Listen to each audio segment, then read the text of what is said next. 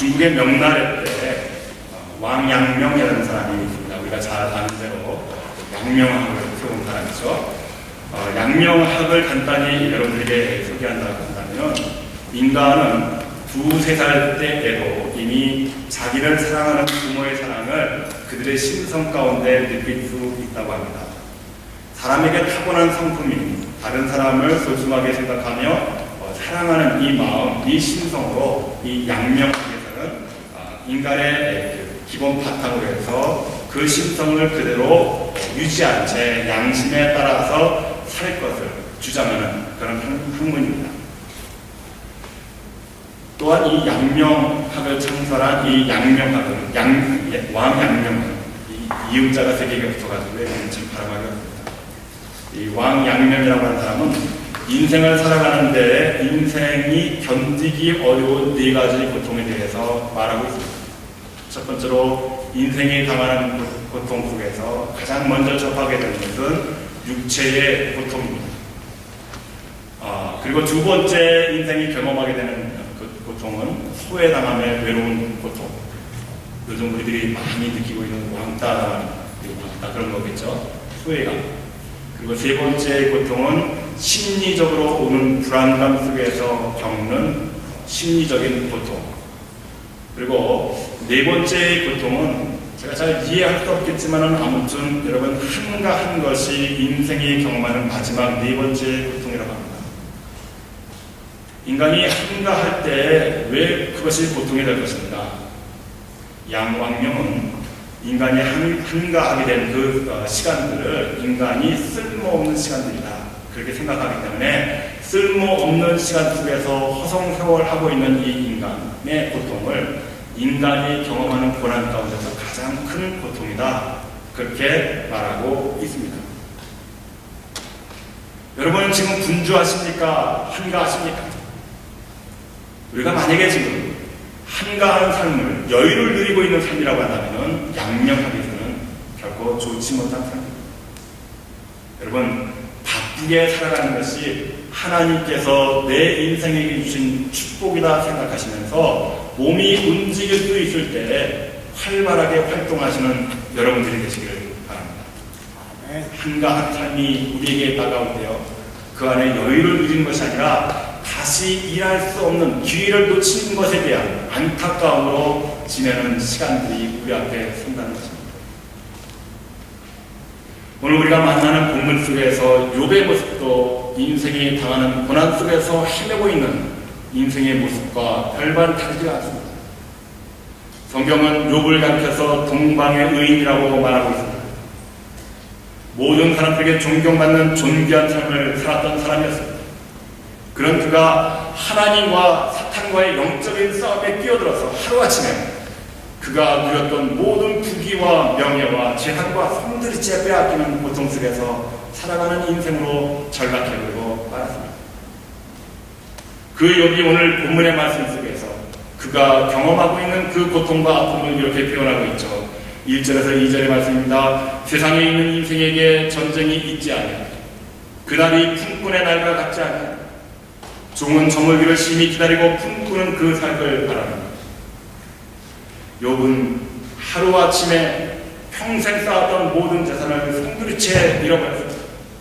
재산뿐만 아니라 자기의 생명처럼 여겼던 귀중한 자녀들도 모두 다 잃어버렸습니다. 10남매가 하루아침에 사라져버렸습니다. 더군다나 자신의 몸에는 더러운 질병까지 생겨서 사랑했던 아내조차도 서슴없이 하나님을 욕하며 죽는 것이 더 낫다며 말을 남긴 채 자기의 곁을 도망가 버리고 말았습니다. 이런 현실 속에서 욥이 당하고 있는 고난 속에서 그 하루하루의 삶이 마치 오늘 본문 속에서 인생은 전쟁이다, 그렇게 표현하고 있습니다. 인생을 전쟁으로 표현한 이 표현이야말로 지옥 같은 고난의 삶 속에서 인생을 말하는 욥의 처절한 삶의 모습을 우리가 만날 수 있게 되지 않겠습니까? 얼마나 힘들고 괴로웠으면 인생의 그 행복한 날들을 다 잃어버린 채 그 삶 속에서 자기가 살아가는 삶의 모습을 전쟁이라 말할 수밖에 없었겠습니다.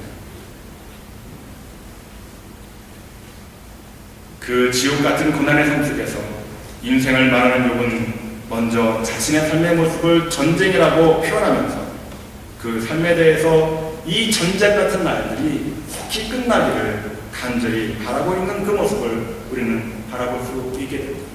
왜냐하면 전쟁에 임하는 병사들의 모습을 자기의 모습과 비교하고 있는 것입니다. 전쟁에 임하는 병사의 마음에 그 죽음이라고 하는 고난과 그 고통의 순간이 얼마나 두려움으로 밀려오고 있겠습니까? 전쟁이 한창 진행될 때 병사가 간절히 바라는 마음이 무엇이겠습니까? 이 전쟁은 언제나 끝나냐? 내 생명은 과연 이 전쟁 난리통 속에서 부지될 수 있을까? 연명될 수 있을까? 자기의 인생의 생명을 바라보면서 하루속히 이 전쟁이 끝나기를 바라는 간절한 마음 같은 욥의 마음이 바로 전쟁 같은 인생을 살면서 살아가고 깨달은 욥의 마음입니다. 그래서 그는 그의 삶의 모습을 종의 모습과 품꾼의 모습으로 또다시 비교하고 있습니다. 하루의 일이 언제나 끝나가 종은 일하면서도 빨리 날이 저물기를 바란다는 것이죠. 왜 그렇습니까? 피곤한 하루를 일과를 마치고 빨리 쉬었으면 좋겠다고 하는 마음이 종의 마음입니다. 일에 임하는 품꾼의 마음과 같습니다. 빨리 일을 끝내고 내가 언제 돈을 지급받을까? 돈만을 바라보는 품꾼의 마음인 것입니다. 내 인생이 언제 끝날 것인가? 이 고난과 어려움, 이 삶 속에서 내가 행할 수 있는 일들이 무엇일까를 생각하면서 욥이 바랬던 것입니다. 하루빨리 내 삶이 좀 이 지긋지긋한 고난 속에서 빨리 내 삶을 마감하고 싶다고 하는 것입니다. 인생을 포기하고 있는 욥의 모습을 우리는 거기에서 찾아볼 수 있게 됩니다. 이런 전쟁 같은 자신의 고통스러운 인생의 삶 속에서 그가 또 다른 인생의 모습을 깨닫고 있는 것이 바로 인생은 수고로운 밤이라는 것입니다. 3절과 4절의 말씀을 보니까 이와 같이 내가 여러 달째 공고를 받았다. 이와 같이 여러 달째 공고를 받는 것은 여러 달째 이 고통과 참담한 자신의 삶이 밀려오고 있는 것을 보면서 그 삶의 순간순간들을 수고로운 밤이 작정됩니다. 내가 만들어낸 밤이 아니라 내 인생의 삶을 살아갈 때 내 주변의 모든 것들이 나를 덮치기 위해서 밀려오는 것처럼 그 밤처럼 그렇게 자신이 곤고한 인생의 모습 앞에 서고 있는 욥의 모습을 우리는 보게 되는 것이죠. 내가 누울 때면 말하기를 언제나 일어날 것, 언제나 밤이 갈고 하며 새벽까지 이리 뒤척 저리 뒤척하는 겁니다. 여러분, 고난이 임하게 될 때 가장 먼저 오는 것은 잠을 이룰 수 없게 되는 것입니다. 밀려오는 고통 속에서 욥이 잠을 이루고 있지 못하는 모습입니다. 육체의 고통이 때로는 밀려와서 그 고통 때문에 잠을 이룰 수 없고 내가 잃어버린 모든 것들이 너무나 허망하고 아깝기 때문에 그것을 생각할 때마다 잠을 이룰 수 없는 것입니다. 그렇게 될 때 그 육체와 고통, 정신적인 고통이 심화될 때 다시 욥의 모습 속에 나타나는 것은 육체의 질병이 점점 더 심각한 상황으로 떨어지고 가고 있다는 것입니다.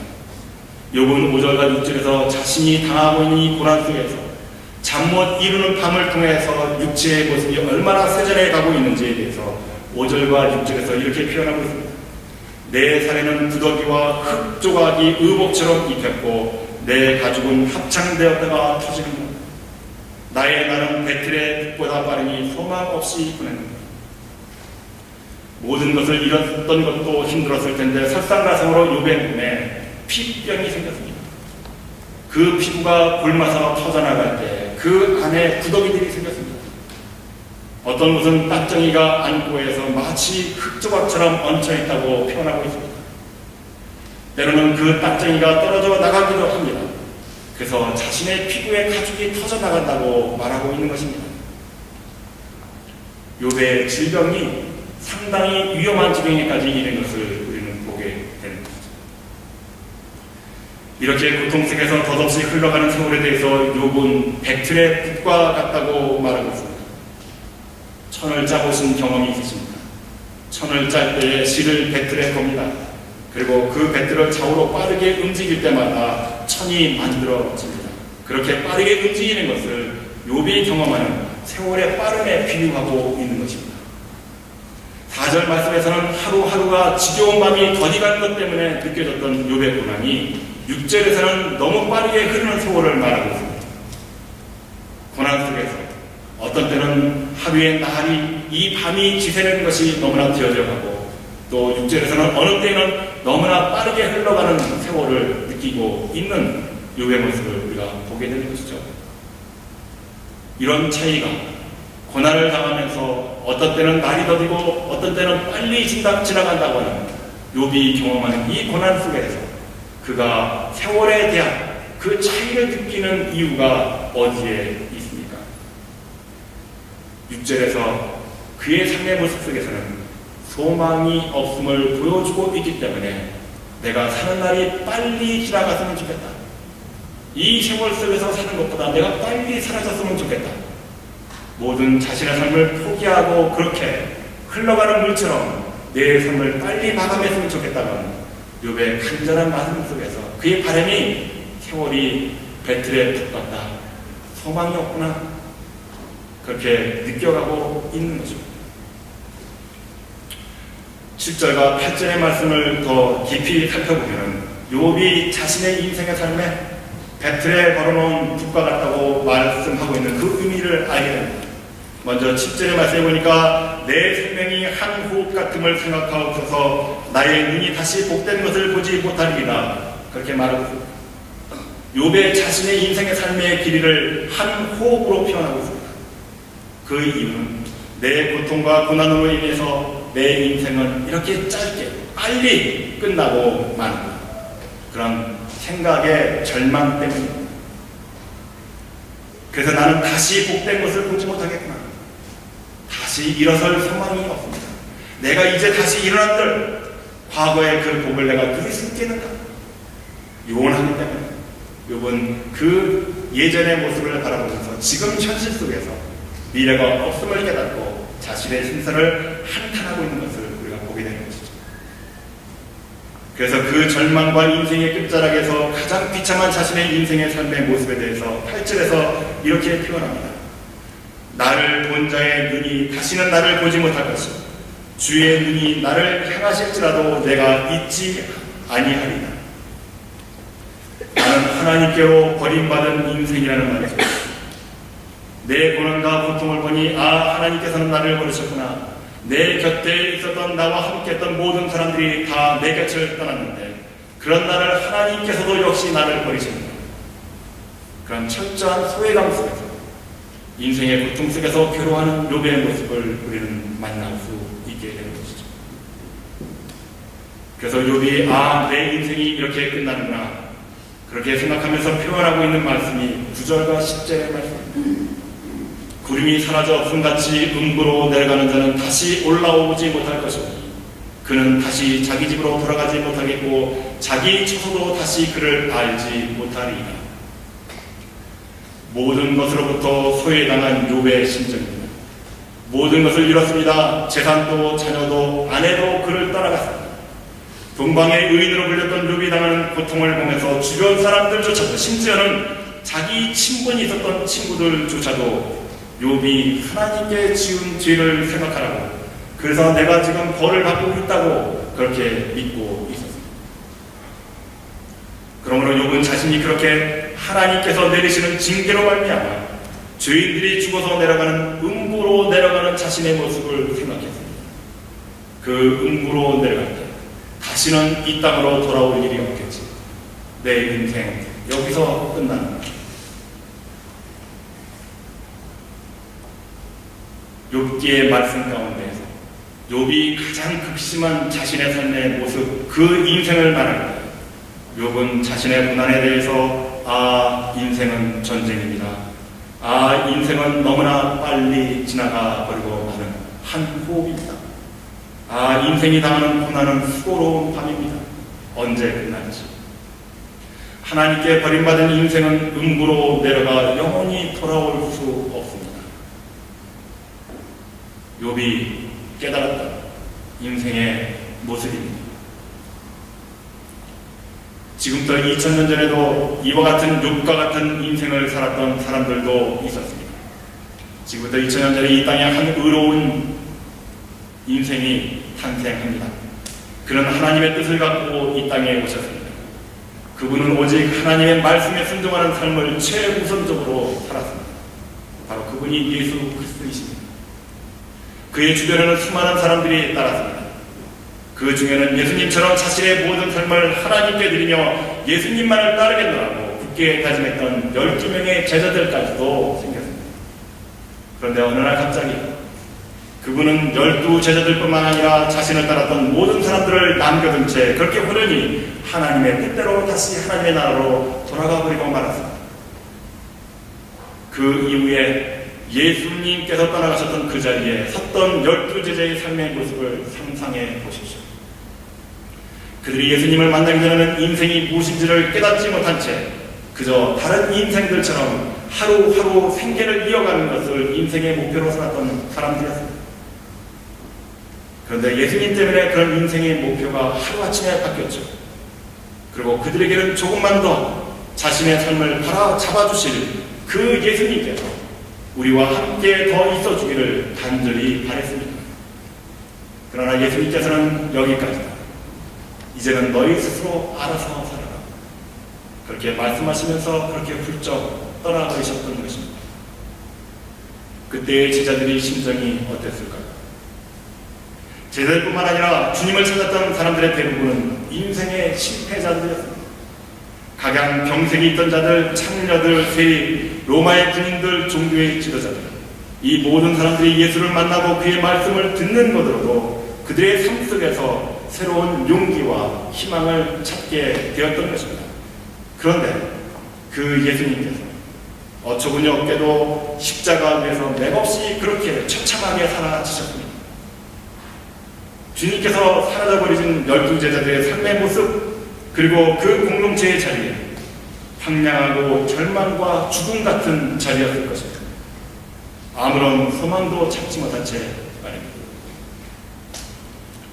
그렇습니다. 인생이 경험하는 고통 속에서 사람들은 누구나 예외 없이 똑같이 절망감, 상실감, 소외감을 느끼게 될 것입니다. 인생에게 고통이 없으면 얼마나 좋겠습니까? 그러나 우리 인생이라고 하는 것에서는 고통이 없을 수가 없습니다. 우리는 너나 할 것 없이 크고 작은 고통들을 다 경험하면서 살았고 지금도 경험하고 있지 않습니까? 저나 여러분이나 고통을 좋아할 사람은 아무도 없습니다. 그렇다면 어차피 우리가 맞이할 또 우리가 지내야 할 고생, 고통이라고 한다면 이 고통 앞에서 우리의 삶의 모습은 어떤 모습으로 하나님 앞에 서야 되겠습니다. 다음 주에 구체적으로 욥이 이 고난과 고통 속에서 싸우며 하나님조차도 자신을 버렸다고 생각했던 그 절망감, 상실감, 소외감 속에서 어떻게 다시 하나님 앞에 바로 설 수 있는 인간의 모습으로 설 수 있었는가에 대한 말씀을 더 나누도록 하겠습니다. 그럼 사랑하는 여러분, 여러분들 주보에 이미 예고되어 있습니다. 이번 한 주간 동안 여러분들은 욥기 17장부터 39장까지 읽어야 합니다.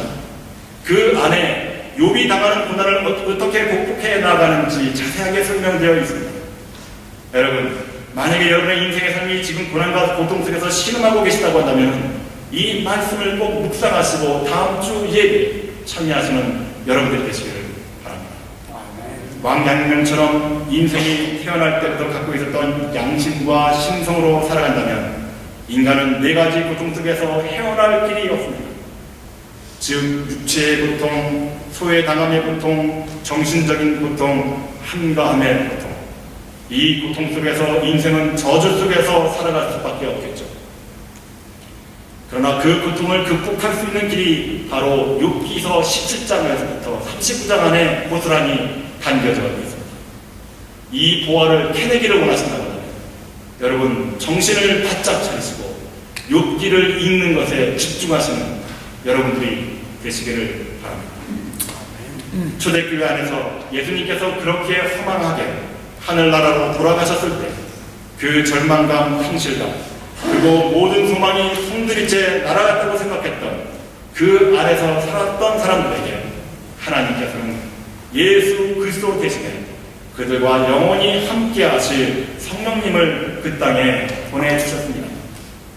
그래서 그들에게 하나님께서 그들을 버리시기 위해서 예수 그리스도를 데려가신 것이 아니라 그들과 영원히 함께 하시기 위해서, 그들을 도와주시기 위해서 성령님을 그들 가운데 보내주셨다는 사실을 깨닫게 하셨습니다. 오늘 초대교회에 그렇게 임하셨던 성령께서 강림하심을 기념하는 성령 강림 주일입니다. 지난 부활절 이후에 우리 교회 강단에는 모든 것이 흰색이었습니다. 그러나 오늘부터는 붉은색으로 장식될 것입니다. 그리스도 예수의 보혈을 상징합니다. 그리스도 예수께서도 십자가 위에서 그렇게 고통당하시며 이 강단에 장식된 것처럼 그렇게 붉은기를 흘리시면서 죽으셨습니다. 그분이 왜 고통을 당하셨는지 아십니까? 여러분을 살리시기 위함입니다.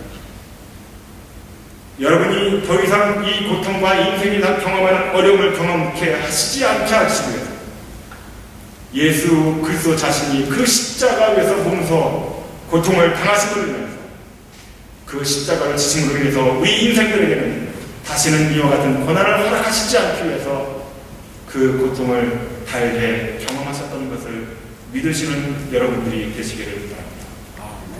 그 사랑 안에 배우시는 여러분들이 되십시오. 그 사랑 안에 거하시는 여러분들이 되십시오. 오늘 저와 여러분들을 예수 그리스도의 보혈로 다시 세워주신 인생으로 우리가 하나님 앞에 바로 서 있는 사람들이라고 합니다. 이 땅에 살아가는 모든 인생들이 당하는 고통과 고난을 여러분들이 왜 외면하고 계십니까? 여러분들이 나서서 예수 그리스도를 대신하면서 그 인생들이 경험하는 고난 속에서, 그 고통 속에서 내 한 몸 부서진다 할지라도 그 고난과 고통을 위해서 싸우는 여러분들이 되셔야 하지 않겠습니까? 이것이 이 세상 속에서 모든 사람들이 겪어야 할 고난을 주신, 고통을 주신 하나님의 뜻으로 이해한다고 하면 여러분들은 왜 침묵하고 계십니까? 여러분들은 왜 아무 일도 하지 않는지 오늘도 그 성령님을 무시한 채 살아가고 계십니까? 여러분들이 아무런 반응도 없이 그저 내 인생만을 생각하면서 살아가게 된다고 한다면 그 삶은 양양명이 외쳤던 인생의 어린 심정, 어린 심령으로 살아갈 수밖에 없는 인생이 되기 때문에 그 인생 안에는 또 다른 네 가지의 고통을 철저하게 경험하면서 무너져 내릴 날이 속히 임하게 될 것입니다. 저와 여러분들은 예수 그리스도께서 십자가 위에서 죽으시고 대신 나를 세워주신 자리에 서 있음을 명심하는 여러분들이 되시기를 바랍니다. 예수의 제자, 예수를 쫓는다고 하는 것은 결코 내가 지어야 할 십자가를 부인하는 자들이 아니라 내가 그 십자가를 지고 나아가고 당당하게 세상 속으로 향해서 예수 그리스도께서 아직도 이루지 못한 그 일을 이루기 위한 몸부림치는 그런 사람인 것을 믿으시는 여러분들 되셔서 더욱더 깊은 사랑으로 나와 함께하는 사람들과 행복한 삶을 누리시는 여러분들이 되시기를 주의 이름으로 간절히 축원합니다. 기도하시겠습니다.